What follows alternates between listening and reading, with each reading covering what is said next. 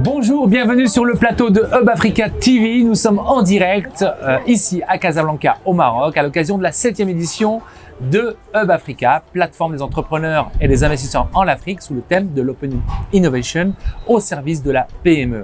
Alors il s'est passé beaucoup de choses durant ces 2 jours avec des plénières, des conférences, des masterclass, des B2B qui ont accueilli plus de 5000 participants, start-up, entrepreneurs, porteurs de projets aussi, venus des 4 coins du continent.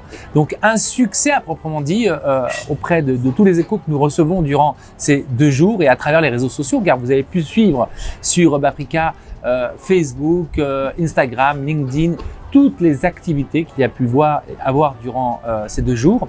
Mais cette Hub Africa, cette édition a été marquée par la présence de personnalités très importantes, qui plus est la présence de Madame Amena Gurib Fakim, qui n'est autre que la 6e présidente de Maurice et qui est avec nous.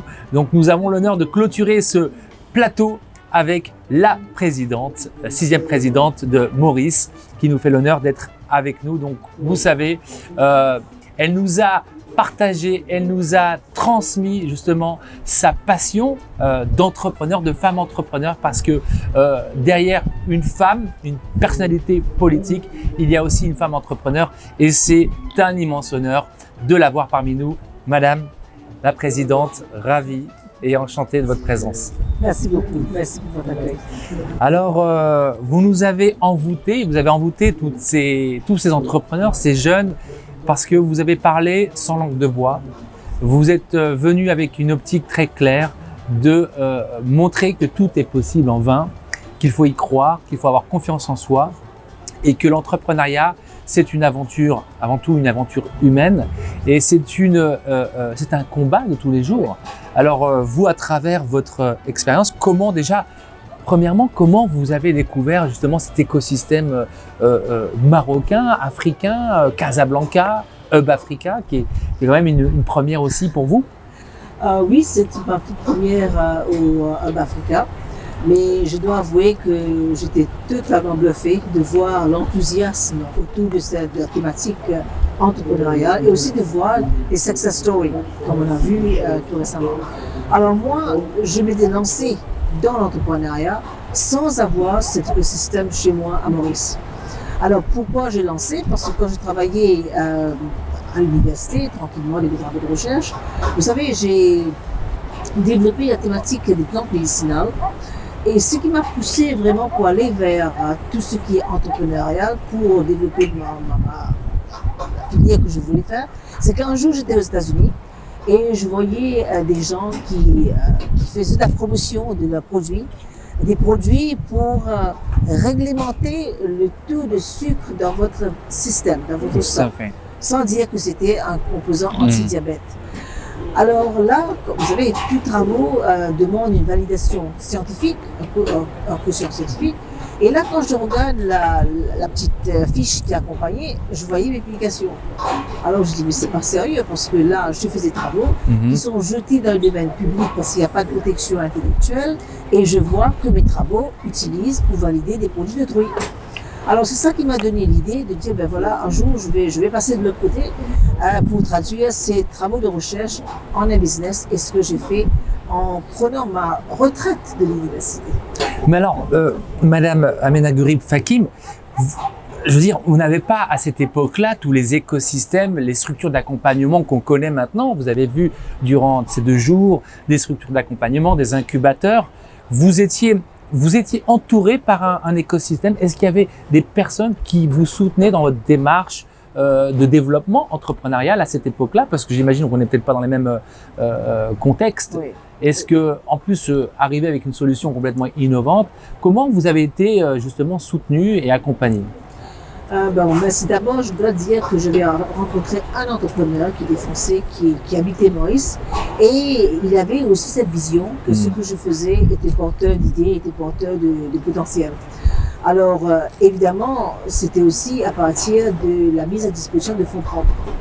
Alors, je mis mon argent dedans, Et j'ai rencontré mon associé qui s'appelait Jean-Louis et ensemble on a monté la société. Mais je dois dire que il y a des jours, on se réveille le matin, on se dit, mon Dieu, est-ce que j'ai pris la bonne décision? Est-ce que j'ai pris la bonne décision?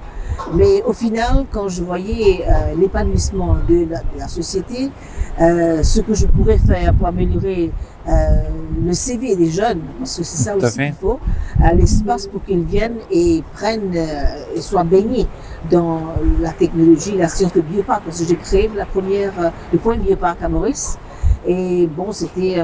Mais encore une fois, ce qui n'a pas émergé vraiment, et ce qui est toujours un problème, non seulement pour Maurice, mais aussi pour l'Afrique, c'est ce besoin de protéger la propriété intellectuelle. Parce qu'au final, c'est ça le vecteur au travers duquel on crée la richesse. Et c'est pas pris au sérieux. Nous n'avons pas vraiment de grosses structures sur le continent qui prend ce thème très au sérieux. Et c'est peut-être là où le bas blesse, et peut-être c'est un petit peu le cheval de bataille de Africa Hub, de voir comment les États, et au niveau de l'Union africaine, mettent le paquet pour protéger tout ce qui est propriété intellectuelle, et que l'Afrique aussi, les pays, les institutions développent des produits, des solutions locaux. Alors vous, en tant que femme, entrepreneur, j'imagine que le combat n'était pas le même. Quel message pourriez-vous donner à toutes ces femmes qui rêvent d'entreprendre, qui rêvent de monter leur projet, leur entreprise? Parce que voilà, il y a une réalité en Afrique. Quel message pourriez-vous leur donner justement? Vous avez utilisé un mot qui est très vrai pour moi, rêver. On doit continuer à rêver, on doit continuer à oser. Parce que prise de risque, c'est très important dans l'entrepreneuriat. Les femmes ne sont pas vraiment encouragées à prendre des risques, mais pour être un entrepreneur capable, il faut prendre des risques. Alors, osez, prenez les risques et surtout faites, traduisez dans la réalité ces idées. Alors, vous savez qu'aujourd'hui, il y a une thématique très forte aujourd'hui traitée sur le ZLECA.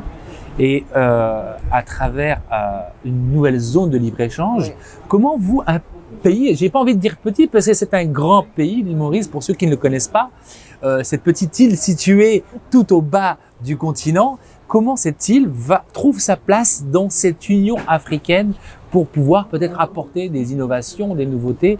Quel est on va dire le secret aussi de votre rayonnement sur le continent? Bon, d'abord, vous avez dit, il faut bien mettre les choses en contexte. Nous sommes petits. Au niveau territorial, nous avons environ 2000 km², donc c'est petit. Mais ce que vous avez aussi dit, c'est que nous avons su jouer sur le positionnement géographique de Maurice pour agir vraiment comme ce pont entre l'Afrique et l'Asie.